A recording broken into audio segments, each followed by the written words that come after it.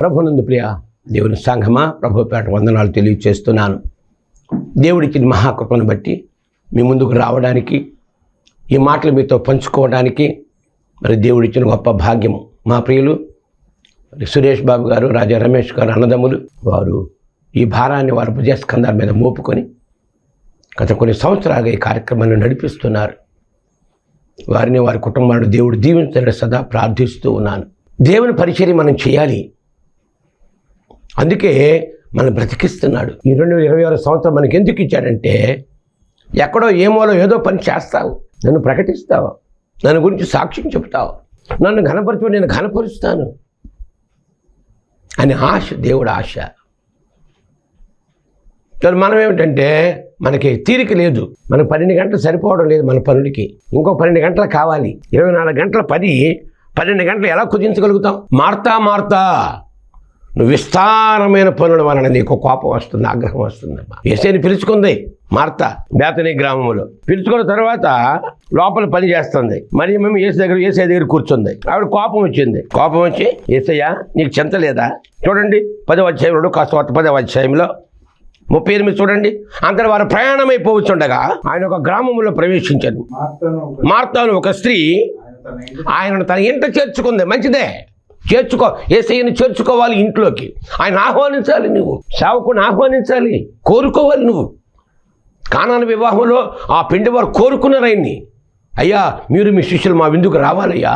ఆయన చేర్చుకున్నందువల్లనే, ఆయన పిలుచుకున్నందువరకు అద్భుతం జరిగింది. లేకపోతే ఎవడు చేస్తాడు? నీటి ద్రాక్షారసం ఎవడు చేయగలడు? ఎవడైనా ఉన్నాడా? చేర్చుకొని ఈ మరియా సహోదరి యేసు పాదముల యొద్ద కూర్చుండి ఆయన బాధ వినుచుండెను. పొద్దునొచ్చాడు అయ్యగారు, కూర్చున్నాడు, అక్కడే ఉండిపోయింది. యేసయ్య మాటలు వింటూ, ఆయన మాటలు మనకు కావాలి, యేసయ్య మనకు కావాలి, లోకం మనకి ఎందుకంటే.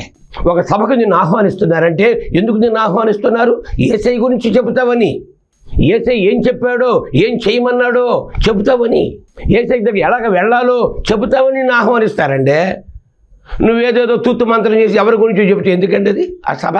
ఈ మధ్యన ఒక ఆయన పిలిచారు సభకి, పెద్ద సభకి. ఆయన చెప్పుకుంటూ వచ్చు హరిశ్చంద్ర పద్యాలు పాడి ఆ యొక్క జాషువా గురించి చెబుతున్నాడు. పెద్ద దైవజనుడే, తెలుసు, అనుభవజ్ఞుడే. బోధ చేస్తున్నాడు, మనం జాగ్రత్తగా చేయాలి. దేవుని మహిమపరచాలి, ఘనపరచాలి, స్తుతించాలి, కీర్తించాలి, ఘనపరచాలి. ఆయన ఎందుకు వచ్చాడో, ఏం చేశాడో, ఎక్కడికి వెళ్ళాడో, ఎక్కడికి రాబోతున్నాడో, ఆయన ప్రోగ్రామ్ ఏంటో, ఈ ప్రపంచం ఏమైపోతుందో, ఈ విషయాలు జ్ఞాపకం చేసి ప్రజలను హెచ్చరించాలి, బలపరచాలి, సిద్ధపరచాలి. ఇది ఒక ఉపదేశకునిగా, ఒక సేవకునిగా, ఒక కాపరిగా, ఒక అపోస్తులుడిగా నీ బాధ్యత. సంఘము క్షేమాభివృద్ధి చెందాలి. సంఘ క్షేమాభివృద్ధి కోసం నీకు అధికారం ఇస్తున్నాడు. నీ అధికారాన్ని దుర్వినియోగం చేసుకోకూడదు. ఇది నా అభ్యర్థన. దేవుడు చక్కని అనుభవాలు మీకు ఇచ్చాడు, అనుభవాలు చెప్పండి. క్షమించండి ఇలా మాట్లాడుతున్నందుకు. యేసయ్య మీటింగ్, యేసయ్య సభది. యేసయ్యనే మనం కనపరచాలా, యేసయ్యనే మనం చూపించాలా, అలాగా యేసయ్యను నువ్వు నిలబెట్టాలా. ఇది నీ యొక్క, నా యొక్క బాధ్యత ఈ చివరి. ఎందుకంటే యేసయ్య అంటే ఎవరికి తెలియడం లేదు. అటువంటి తెలియని వారి కొరకు తెలియపరిచి ప్రభు రాకడకు సిద్ధపరచాలని ప్రభు పేత మనవి చేస్తూ ఉన్నాను. మార్త విస్తారమైన పని పెట్టుకోవడం వలన తొందర, చూసారా, పనుల వల్ల తొందర వచ్చే బీపీ. అది చేయాలి, ఇది చేయాలి, ఉపవాస దీక్ష చేస్తారు, 40 రోజులు కూర్చో అక్కడ. మార్త విస్తారమైన పని పెట్టుకుని చేత తొందరపడి ఆయన యొద్దకు వచ్చి, ప్రభువా నేను ఒంటరిగా పని చేయటకు నా సహోదరుడు నన్ను విడిచిపెట్టినందున, అమ్మా మీ అక్క పని చేస్తుందమ్మా, వెళ్ళి సాయం చేయమని చెప్పాలట యేసయ్య. అది ఆవిడ కోరిక. మీ ఇద్దరే మాట్లాడుకుంటున్నారు, నేను ఇక్కడ కలిగి కష్టపడుతున్నాను కదా, అలసిపోతున్నాను కదా, నాకు సహాయం చేయమని చెప్పకూడదా? అసలు నీకు ఆలోచన లేదా? నీకు చింతే లేదా నా గురించి? నేను చేర్చుకున్నాను, పిలుచుకున్నాను కదా. యేసయ్యని ఆయన మీద నేరారోపణ చేస్తావా? నా ప్రియ సహోదరి సహోదరులారా, నాకు సహాయం చేయమని ఆమెతో చెప్పమనండి. అందుకు ప్రభువు, ఏ మార్తా మార్తా, అనేకమైన పనులను గురించి విచారం కలిగి తొందరపడుచున్నావు, ఇది చెప్పాడండి. అవసరమైనది ఒకటే, మరియా ఉత్తమమైన దానిని ఏర్పరచుకొనెను, అది ఆమె యొద్ద నుంచి తీసివేయబడదు. నా ప్రియ సహోదరి సహోదరులారా, ఈ లోకానికి వచ్చావు, ఈ లోకంలో ప్రయాణం చేస్తున్నావు, నీవు యాత్రికులవే. యాత్రికుడిగా నీ బాధ్యత ఏమిటి? ఎక్కడి నుంచో అక్కడికి వెళ్ళిపోవాలి. ఎక్కడి నుంచో వచ్చావు యాత్ర కోసం, మళ్ళీ వెళ్ళిపోవాలి. ఆనాడు ఇశ్రాయేలీయులు ఐగుప్తుని విడిచి కానానుకు ప్రయాణం చేశారు. ఇది భూ సంబంధమైన యాత్ర. ఈనాడు క్రైస్తవులైన మనము ఈ లోకాన్ని విడిచిపెట్టి పరలోక ప్రయాణం, ఇది పరసంబంధమైన ప్రయాణము, ఇది ఆనంద యాత్ర, ఇది ఆత్మీయ యాత్ర. ఈ యాత్రలోనూ ఉన్నావు. ఈ యాత్ర నీకు అవసరమైనది ఏమిటి? అవసరమైనది ఒక్కటే అని చెప్పాడు. అవసరమైనది ఒక్కటే. అది ఏంటంటే యేసయ్య పాదాల దగ్గర కూర్చో, ఆయన మాటలు విను, వాటి చొప్పున నడుచుకో, వాటిని ధ్యానించు. ఇది పరలోకానికి కావలసింది. పరలోకాన్ని తీసుకుపోయేవాడు ఒక యేసు ప్రభువే. నేనే మార్గము, సత్యము, ద్వారము, పరలోక ద్వారము, గొర్రెల ద్వారము నేనే, నా ద్వారా తప్ప ఎవడు పరలోకానికి రాడు అని చెప్పాడు. నా ప్రియ సహోదరి సహోదరుడు, యాత్రికులము మనమంతా. బైబిల్ అంతా యాత్రలే. ఆదాము కానీ, నోవహు కానీ, అబ్రహాము కానీ, ఇశ్రాయేలీలు కానీ, యేసయ్య యాత్ర, అపోస్తలుడు పౌలు గారి యాత్రలు, యాత్రలు, యాత్రలు, యాత్రలు. ఈ యాత్రలో నీకు అవసరమైనది ఏమిటి? ఇది ప్రశ్న. యేసయ్య చెప్పాడు మార్తతో, అవసరమైనది ఒక్కటే, అది ఉత్తమమైనది, అది మరియ సంపాదించుకుంది, నా పాదాల దగ్గర కూర్చుంది, అది ఆమె యొద్ద నుంచి తీసివేయబడదు అన్నాడు. కనుక నా ప్రియ సహోదరి సహోదరులారా, ఈ జీవితం నీకు ఇచ్చాడు, ఈ ఆరోగ్యం నీకు ఇచ్చాడు, ఈ బలం నీకు ఇచ్చాడు, ఈ శక్తి నీకు ఇచ్చాడు, ఈ జీవితం నీకు ఇచ్చాడు, 26 సంవత్సరం నీకు ఇచ్చాడు. పోయింది పోనీలే. ఈ సంవత్సరమైనా ప్రభువుతో స్నేహం చేయడం, బైబిల్ గ్రంథంతో సహవాసం చేయడం, యేసయ్యతో సహవాసం చేయడం నేర్చుకో, మొదలుపెట్టు. ఇది ప్రభు బిడ్డగా నా యొక్క అభ్యర్థన చేస్తూ ఉన్నాను. 1 పేతురు రాసిన పత్రికలో పేతురు గారు ఒక చక్కని మాట జ్ఞాపకం చేస్తున్నాడు. 1 పేతురు రాసిన పత్రికలో 13 నుంచి కొన్ని మాటలు చదవండి. కాబట్టి మీ మనస్సును నడుము కట్టుకొని నిబ్బరమైన బుద్ధి కలిగిన వారై యేసుక్రీస్తు ప్రత్యక్షమైనప్పుడు కనుక ప్రభు రాబోతున్నాడు. ఒకసారి వచ్చాడు, వెళ్ళిపోయాడు. నశించిన దాన్ని వెతక రక్షించడానికి వచ్చాడు. మన పాపాలకు పరిహారంగా ప్రాణం పెట్టాడు, రక్తం చిందించాడు, మరణమైపోయాడు, సమాధి చేయబడ్డాడు, 3వ రోజు తిరిగి లేచాడు, పరలోకానికి వెళ్ళిపోయాడు. యేసు మృత్యుంజయుడు, యేసు జీవము కలిగిన దేవుడు, యేసు సజీవుడైన దేవుడు. ఆయన మళ్ళీ ప్రత్యక్షం కాబోతున్నాడు. నేను పరిశుద్ధుడై ఉన్నాను కనుక మీరు పరిశుద్ధంగా ఉండాలా. ఇది ఆయన ఆశ. నువ్వు శుభ్రంగా ఉండాలా, పరిశుభ్రంగా ఉండాలా, నీకు మంచి క్యారెక్టర్ ఉండాలా, నీకు మంచి పేరు ఉండాలా, నువ్వు చనిపోయినా బ్రతికుండాలా. ఇది దేవుడు కోరుకునేది. కాగా మీరు విధేయులకు పిల్లలై మీ పూర్వపు అజ్ఞాన దశలో మీకుండిన ఆశలను అనుసరించి ప్రవర్తించక మిమ్మల్ని పిలిచిన వాడు పరిశుద్ధుడై ఉన్న ప్రకారము మీరు సమస్త ప్రవర్తన యందు పరిశుద్ధులుగా ఉండుడి. నువ్వు ప్రయత్నం చేయవా? అందుకే దేవుడు తన పరిశుద్ధాత్మను పంపించాడు, మనం పవిత్రముగా జీవించాలి, గడపాలని. ఆయన పరిశుద్ధాత్మను మన తోడుగా పెట్టాడు. ఎప్పుడు పరిశుద్ధాత్మ నీలోనికి వస్తుందో, ఎప్పుడు పరిశుద్ధాత్మ నేను ఆవరిస్తుందో, నువ్వు పవిత్రంగా జీవిస్తావు. అంతే. నీ వల్ల అది మాత్రం కాదు. తర్వాత పక్షపాతం లేకుండా క్రియలను బట్టి ప్రతి వానికి తీర్పు తీర్చువాడు తండ్రి అని మీరు ఆయనకు ప్రార్థన చేస్తున్నారు కనుక మీరు పరదేశులై ఉన్నంత కాలము భయముతో గడపాలి. నువ్వు పరదేశివి.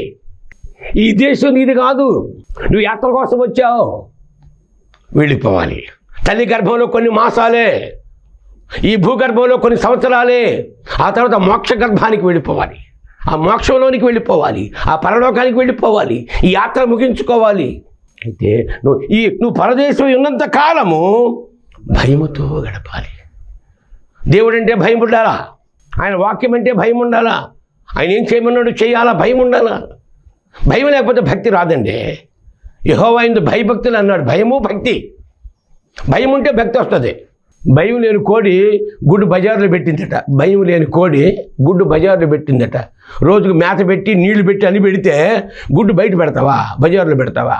నా ప్రియ సహోదరి సహోదరులారా, ఈ లోకంలో ఉన్నంత వరకు నువ్వు పరదేశిగా ఉన్నావు కనుక భయంతో గడపాలి. 2వ అధ్యాయం 11 చదవండి. 2:11. ప్రియులారా, మీరు పరదేశులను యాత్రికులనై ఉన్నారు కనుక ఆత్మకు విరోధముగా పోరాడు శరీర ఆశలను విసర్జించుడి. నిన్ను తిడుతున్నారు చాలా మంది, నీకు తెలియట్లా. నువ్వు బాగానే ఉన్నావు, నీ వెనక ఎంతమంది తిడుతున్నారు నిన్ను, గుర్తుపెట్టుకో. యేసయ్య అడిగాడు, అబ్బాయిలు నన్ను గురించి ఏమనుకుంటున్నారు ప్రజలు? అయ్యా, నువ్వు దేవుని కుమారుడు నాయనా. ఓహో, తలపులందు ఏ తొట్టు చూచిన గాని రవ్వంత అయిన నేరంబు లేదు. క్రియలు తలచగనేమియు కిటుకు లేదు, నీతిమంతుడ వివాహ నిధనరుండు, మనుజులన్మించు అద్భుత మానవుండు, ఇది యేసుక్రీస్తు ఇహ చరిత్ర, తలపులందు ఏ తట్టు చూచిన గాని రవంత అయిన నేరము లేని వాడేసయ్యా. అయ్యా నువ్వు దేవుని కుమారుడు నాయనా, నువ్వు సర్వోన్నతుల కుమారుడు అయ్యా, నువ్వు దేవుడు అయ్యా. నీ గురించి వాళ్ళు ఏం చెప్పుకుంటారయ్యా? నా ప్రియ సహోదరి సహోదరురా, నిన్ను గురించి ఏం చెప్పుకుంటున్నారు? ఇక్కడ ఏమన్నా రాస్తామండి, పేతురు 1-2 అధ్యాయంలో 11వ వచనంలో చెప్తున్నాడు, ప్రియులారా మీరు పరదేశులను యాత్రికులనై ఉన్నారు గనుక ఆత్మకు విరోధముగా పోరాడు విసర్జించి అన్యజనుడు మిమ్మును ఏ విషయంలో దుర్మార్గులని దూషింతురో మీ సత్క్రియలను చూచి వాటిని బట్టి దర్శనం దినమున దేవుని మహిమపరచునట్లు వారి మధ్యను మంచి ప్రవర్తన గల వారై ఉండవాలని మిమ్మల్ని బ్రతిమాలుకొనుచున్నాను. నీ ప్రవర్తన మార్చుకోవయ్యా, నీ మాటలు మార్చుకో, నీ బుద్ధి మార్చుకో. అన్యజనులు ఏ విషయంలో దుర్మార్గులను దూషిద్దురో ఆ విషయంలో వారు మీ సత్క్రియలను చూచి వాటిని బట్టి దర్శన దినమందు దేవుని మహిమపరచునట్లు వారి మధ్యను మంచి ప్రవర్తన గల వారి ఉండవలనని మిమ్మల్ని బ్రతుకు. ఈ లోకంలో మంచి ప్రవర్తనతో ఉండదు నేనేంటున్నాను, ఎందుకంటే పక్షపాతం లేకుండా క్రియను బట్టి తీర్పు తీర్చువాడు తండ్రి అని ప్రార్థన చేస్తున్నావు. ఆయన పక్షపాతం ఉండదు. మీరు పరదేశుల ద్వారా భయముతో గడపమని చెప్పాడు. ఇక్కడేమన్నాడంటే ఈ పరదేశుల యాత్రుడు గనుక ఆత్మకు విరోధముగా పోరాడు, శరీరాశలను విసర్జించండి. మిమ్మల్ని గురించి ఏమనుకుంటున్నారు ప్రజలు ఏమనుకుంటున్నారు, సంఘం ఏమనుకుంటుంది? వాళ్ళని బట్టి నీ రిపోర్ట్ కరెక్ట్గా ఉండాలా. నువ్వు రిటైర్మెంట్ కాలం అయిపోయి నీ బెనిఫిట్స్ నీకు రావాలంటే నీ ఫైల్ క్లియర్గా ఉండాలా. ఫైల్ క్లియర్గా లేకపోతే నీ రిటర్న్స్ రావు, రిటైర్మెంట్ బెనిఫిట్స్ రావు. ఆయన ఫైల్ బాగోలేదంటే ఒకటి నువ్వు పరదేశం గనక భయముతో గడపాలి, రెండవది శరీరాశలను విసర్జించాలి. అందులో గలతీయులు 3 చదవండి. గలతీయులు రాసిన పత్రికలో 3వ వచనం చదవండి. 3:3 ఏముంది? గలతీ 3:3లో మీరింత అవివేకులైతేరా మొదట ఆత్మానుసారముగా ఆరంభించి ఇప్పుడు శరీరానుసారముగా పూర్ణులగుతురా, వ్యర్థముగానే ఇన్ని కష్టాలు అనుభవించదురా. ఆత్మను మీకు అనుగ్రహించి మీలో అద్భుతము చేయించు వాడు ధర్మశాస్త్ర సంబంధం క్రియల వలన లేక విశ్వాసముతో వినటం వలన చేయించుతున్నాడు. నా ప్రియ సహోదరులారా, ఎంత చక్కగా రాస్తున్నాడు ఇక్కడ. అందులో 5:16 చదవండి. ఏమన్నాడు? 5:16 నేను చెప్పున్నదేమనగా ఆత్మానుసారముగా నడుచుకొనుడి, అప్పుడు మీరు శరీరాశలు నెరవేర్చరు. ఆత్మానుసారముగా నడుచుకొనుడి, అప్పుడు మీరు శరీర ఇచ్చిన నెరవేర్చరు. శరీరము ఆత్మకు శరీరమును విరోధముగా అపేక్షించరు. ఇవి ఒకటి వ్యతిరేకముగా ఉన్న కనుక మీరేమి విచయించదో అందులో 13, 14, 15 చదవండి. సహోదరులారా, అక్కడే 5వ అధ్యాయంలో సహోదరులారా మీరు స్వతంత్రులుగా ఉండుటకు పిలువబడితిరి. అయితే ఒక మాట, ఆ స్వాతంత్ర్యమును శారీరక క్రియలకు హేతువు చేసుకొనక, నీ స్వాతంత్ర్యమును శారీరక క్రియలకు హేతువు చేసుకొనక ప్రేమ కలిగిన వారై ఒకరినొకడు దాసులై ఉండవే. మా నాన్నగారు అన్నాడు, ఒరే విశ్వాసులు అంటే మన తల్లిదండ్రులు నాన్న, మన పోషించేవాడు నాన్న, వాళ్ళ కోసం ప్రార్థన చేయాలి నాన్న, వాడు మనకు తల్లిదండ్రులురా, వాడు మనకు పోషకులురా, వారు లేకపోతే మనం లేవురా. తర్వాత ధర్మశాస్త్రం అంతయు నిన్ను వలె నీ పొరుగు వారిని ప్రేమించు అని ఒక్క మాటలో సంపూర్ణమై ఉన్నది. అయితే మీరు ఒకరిని ఒకడు కరుచుకొని భక్షించిన ఎడలా మీరు ఒకరి వలన ఒకడు బొత్తిగా నశించిపోతారేమో చూసుకో, జాగ్రత్త. నువ్వేం చేస్తున్నావో గుర్తుపెట్టుకో. నేను చెప్పున్నది ఏమనగా ఆత్మానుసారముగా నడుచుకొనుడి, అప్పుడు మీరు శరీరేచ్ఛను నెరవేర్చరు అని. ఇక్కడ మీరు పరదేశులై యాత్రికులై ఉన్నారు కనుక ఆత్మకు విరోధముగా పోరాడు, శారీరక క్రియలను విసర్జించి అన్ని జనులు మిమ్మల్ని ఏ విషయంలో దుర్మార్గులను దూషించుతారో ఆ విషయంలో వారు మీ సత్క్రియలను ఆరంభించి ఇప్పుడే అయిపోయింది పానే. ఇప్పుడైనా సరే నువ్వు దేవుని పెట్టమనుకోవాలా. నువ్వు యాత్రికుడు గనక, పరదేశివి గనక ఈ లోకంలో ఉన్నంత వరకు సత్క్రియల చేత మంచివాడవని అనిపించుకోవాలి. నువ్వు భక్తుడమని అనిపించుకోవాలి, నువ్వు ప్రార్థనా పరుడు అని అనిపించుకోవాలి, దేవుని బిడ్డ అనిపించుకోవాలి, దైవజనుడిని అనిపించుకో. అప్పుడు దేవునికి మహిమ, నీకు ఆశీర్వాదము, ఘనత కలుగుతుంది. 119వ కీర్తనలో దావీదు గారు ఒక మాట జ్ఞాపకం చేస్తున్నాడు. 119వ కీర్తనలో 54 చదవండి. 119వ కీర్తనలో 54 వచ్చిన ఏమంటున్నాడంటే, నువ్వు పరదేశిగా ఉన్నావు గనక ఈ పరదేశిగా ఉన్నంత కాలంలో యాత్రికుడు అని నేను నా బసలో పాటలు పాటకు నీ కట్టడలను హేతువులాయను. యాత్రికుడైన నేను నా బసలో పాటలు పాడుటకు నీ కట్టడలు హేతువులాయను. ఇది నీ యాత్రలో కావలసిన దిక్సూచి, ఈ యాత్రలో నీకు కావలసిన గైడ్, ఈ యాత్రలో నీకు కావలసిన రెకనార్. ఈ గైడ్ ఏం చెప్తుందో చూసుకోవాలి, ఈ యాత్ర ఎలా చేయాలో. నీ వాక్యాలు, నీ కట్టడలు, నీ విధులు, నీ న్యాయ విధులు. చూడండి ఆ కీర్తన 19వ కీర్తన చూడండి. 19వ కీర్తనలో 7 నుంచి చదవండి. యెహోవా నియమించిన ధర్మశాస్త్రం యథార్థమైనది, అది ప్రాణమును తెప్పరల్లో చేయును. యెహోవా శాసనము నమ్మదగినది, అది బుద్ధిహీనులకు జ్ఞానము పుట్టించును. యెహోవా ఉపదేశం నిర్దోషమైనవి, అవి హృదయమును సంతోషపరుచును. యెహోవా ఏర్పరిచిన ధర్మము నిర్మలమైనది, అది కన్నులకు వెలిగించును. యెహోవా అయిన భయము పవిత్రమైనది, ఆయన భయభక్తులు కలిగి ఉండాలి. యెహోవా యందు భయభక్తులు కలిగి ఉండట జ్ఞానమునకు మూలము. యెహోవా యందు భయభక్తులు కలిగి ఉండట తెలివికి మూలము. యెహోవా యందు భయభక్తులు కలిగి ఉండట దీర్ఘాయుష్యులకు కారణము. అది కలిగిన వాడు తృప్తుడి అపాయము లేకుండా బ్రతుకును. నువ్వు యాత్రలో ఉన్నంత వరకు భయముతో నీ జీవితాన్ని కొనసాగించుకోవాలి. ఈ యాత్రలో ఉన్నంత వరకు శారీరక హేతువు చేసుకోకుండా నువ్వు జాగ్రత్తగా ఉండాలి. ఈ యాత్రలో ఆ తర్వాత వాడు ఏమన్నాడు, యెహోవా న్యాయ విధులు సత్యమైనవి, అవి కేవలము న్యాయమైనవి, అవి బంగారము కంటే విస్తారమైన మేలు, బంగారము కంటే కోరదగినవి, తేనె కంటే జుట్టు దాని ధారల కంటే మధురమైనవి. వాటి వలన నీ సేవకుడు ఇవి నీకు హెచ్చరిక, జాగ్రత్త. నీ ప్రయాణంలో, ఈ పరదేశంలో, నీ ప్రయాణంలో, నీ యాత్రలో నీ సేవకుడు హెచ్చరికను వాటిని కైకొనటం వలన గొప్ప లాభము.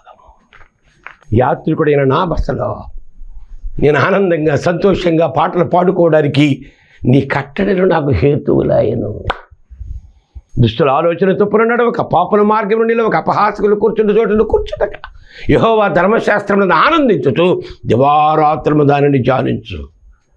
అతడు నీటి కాలో ఎవరైనా నాటబడినది ఆకు వాడక తన కాలమందు ఫలమిచ్చు చెట్టు వలె ఉండను. అతడు చేయనది సఫలం. నా ప్రియ సహోదరి సహోదరులారా, మీరు పరదేశులై ఉన్నంత కాలము భయముతో గడపాలి. మీరు పరదేశులై ఉన్నంత కాలము శరీరాశని విసర్జించాలి. శరీరాశ, నేత్రాశ, జీవపటమ్మము ఈ తండ్రి బలములు కలిగినవి కావివి. అవి నిన్ను నాశనం చేస్తాయి, అవి నిన్ను పాడు చేస్తాయి, పరలోకి వెళ్లకుండా చేస్తాయి. ఇక్కడ జ్ఞాపకం చేస్తున్నాడు కనుక చూడండి. రోమా రాసిన పత్రిక 13వ అధ్యాయం చూడండి. రోమా రాసిన పత్రిక 13వ అధ్యాయంలో ఏం చెబుతున్నాడు? రోమా రాసిన పత్రిక 13వ అధ్యాయంలో 13వ అధ్యాయం 11 చదవండి. మీరు కాలము నెరిగి నిద్ర మేరకు వేళను తెలుసుకొని అలాగు చేయుడి. మన విశ్వాసమైనప్పటికంటే ఇప్పుడు రక్షణ మన సమీపముగా ఉన్నది. రాత్రి చాలా గడిచి పగలు సమీపముగా ఉన్నది కనుక అంధకార క్రియలు, శారీరక క్రియలు, అంధకార క్రియలు, చెడ్డ క్రియలు, అసహ్యమైన క్రియలు విసర్జించి తేజస్ సంబంధ యుద్ధోపకరణములు ధరించుకుందాము.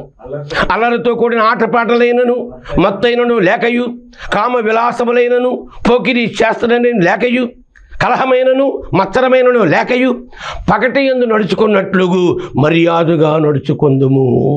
మెట్టుకు ప్రభు అయిన యేసుక్రీస్తును ధరించుకున్న వారై శరీరేతను నెరవేర్చుకొనుటకు శరీర విషయమే ఆలోచన చేసుకుని. ఏం చెప్పాడండి?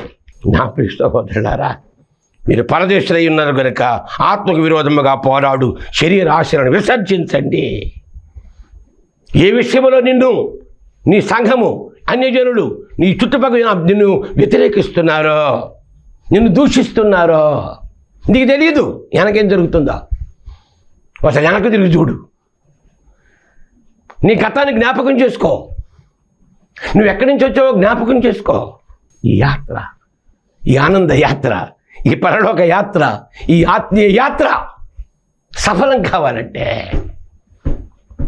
ఈ జాగ్రత్తలు పాటించాలి. ఒకటి, నీ కట్టడ విధులు, బైబిల్ గ్రంథం ఎప్పుడు నీ దగ్గర పెట్టుకో. నీ బైబిల్ గ్రంథం ఇప్పుడు నీ చేతిలో గ్రంథం ఉండాలా. నువ్వు క్రైస్తవుడు అయితే, నువ్వు క్రైస్తవుడు, నీ గ్రంథం నీ చేతిలో ఉండాలండి. నా ప్రియ సహోదరి సహోదరులారా, ఈ లోకములో ఉన్నంత వరకు కనుక మీరు పరదేశులై ఉన్నారు కనుక, ఎందుకంటే ఆయనకు పక్షపాతం ఉండదు. చూడండి ప్రకటన గ్రంథం 12వ అధ్యాయం చూడండి, 22వ అధ్యాయంలో, ప్రకటన గ్రంథము 22వ అధ్యాయంలో 10 నుంచి చదవండి. 10 నుంచి. మరియు అతడు నాతో ఈలాగు సెలవు చెప్పాను, ఈ గ్రంథమందున ప్రవచన వాక్యములకు ముద్ర వేయవలదు, కాలము సమీపమై ఉన్నది. అన్యాయము చేయవాడు ఇంకను అన్యాయమే చేయనిమ్ము, అపవిత్రుడైన వాడు ఇంకను అపవిత్రుడిగానే ఉండనిమ్ము. అడిగి చెప్పతే చెప్పొద్దు, పోతాడంటాడు. మనం చెప్పొచ్చు కదా అన్నయ్య, మనం చెప్తే వింటాడా? అన్యాయము చేయవాడు ఇంకా అన్యాయమే చేయనిమ్ము, అపవిత్రుడైన వాడు ఇంకా అపవిత్రుడిగానే ఉండనిమ్ము, నీతిమంతుడు ఇంకా నీతిమంతుడిగా ఉండనిమ్ము, పరిశుద్ధుడు ఇంకా పరిశుద్ధుడిగా ఉండనిమ్ము. 12 వచ్చాడు. ఇదిగో నేను త్వరగా వచ్చుతున్నాను. వాని క్రియ చొప్పున ప్రతి వానికిచ్చుటకు నేను సిద్ధపరిచిన జీతము, నీ జీతం పట్టుకొస్తున్నాడు. జాగ్రత్త. నువ్వు పరదేశిగా ఉన్నంతకాలము భయంతో గడపాలా. పెద్దలంటే భయం ఉండాలా? పాడైపోతారు. వినయ విధేయతలు ఉండాలా, గౌరవ మర్యాద, పాడైపోతారు. గర్వం అహంకారం నాశనం చేస్తుంది నేను పాతాళాలకు తొక్కేస్తుంది. నేను పైకి వెళ్ళిపోయాడు, ఎక్కడికో వెళ్ళిపోయాడు. దేవుని ఆ సింహాసనం పక్కన కూర్చున్నాడు ఉత్తర దిక్కున సభాపర్వతంలో, కింద పాతాళానికి తొక్కేశాడా. నువ్వెంత నేనెంత. మీరు పరదేశంలో ఉన్నంత కాలము శరీరాశను విసర్జించండి. అన్ని జనులు ఏ విధంగా నిన్ను దూషిస్తున్నారో చెప్పుకుంటున్నారో దాన్ని మార్చు, క్రియలు మార్చు, నీ లైన్ మార్చు, నీ పన్హ మార్చు. మూడవదిగా నీ పంద మారాలంటే ఈ కట్టడలు, ఈ విధులు నీకు కావాలి. నా ప్రియ సహోదరి సహోదరులరా, దేవుని బిడ్డగా అనుకుంటున్నావు, దీక్షలు చేస్తున్నావు, ఉపవాసాలు చేస్తున్నావు, నీ హృదయం మారిందా? నీ మాట మారిందా? నీ చూపు మారిందా? ఆయన పక్షపాతం ఉండదు. మంచి చేస్తే మంచి ఇస్తాడు, చెడు చేస్తే చెడు చేసేస్తాడు. అంతే. ఈ పరలోక యాత్రలో, ఈ ఆనంద యాత్రలో, ఈ ఆత్మీయ యాత్రలో ఆత్మకు విరోధముగా పోరాడి ప్రతి శరీర ఆశలు విసర్జించమని దేవుని మీదే ఆయన చేర్చుకో. అవసరమైనది ఒక్కటే, ఆయన పాదాల చెంతను ఉండాలని ఆశపడుతున్నాడు. ఆయన పాదాల చెంతను ఉండి ఆయన దీవెనలు పొందే భాగ్యాన్ని యేసయ్య మీకు అనుగ్రహించునుగాక. మమ్మల్ని మిక్కిలిగా ప్రేమించిన మా పరలోక యేసయ్యనికే స్తోత్రాలు చెల్లిస్తున్నాను. ఆయన నీ మాటలు జ్ఞాపకం చేస్తాం. మేము పరదేశులుగా ఉన్నాం ఆయన, పర సంబంధమైన యాత్రలో ఉన్నాం ప్రభువా. ఈ యాత్ర నీ సహాయం మాకు కావాలి, నీ కట్టడలు మాకు హేతువులు కావాలి, నీ భయం మాకు కావాలి. ఈ లోకాన్ని మేము విడిచిపెట్టాలి, విసర్జించమని జ్ఞాపకం చేస్తూ అటువంటి గొప్ప భాగ్యాన్ని మాకు ప్రసాదించి, నీ బిడ్డలుగా నీ సాక్షుల ఆ మహిమలోకానికి ప్రవేశించే భాగ్యాన్ని ప్రసాదించమని అడుగు వాటన్నిటికంటే, ఊహించు వాటన్నిటికంటే అత్యధికముగా చేసే శక్తి కలిగిన యేసయ్య నామమున వేడుకొనుచున్నాను తండ్రి. ఆమెన్. మన ప్రభువును రక్షకుడైన యేసుక్రీస్తు కృపయు, తండ్రి అయిన దేవుని ప్రేమ, పరిశుద్ధాత్మ సహాయ సహకారములు నిరంతరము తోడుగా ఉండి అధికముగా వర్ధిల్ల చేయునుగాక. ఆమెన్.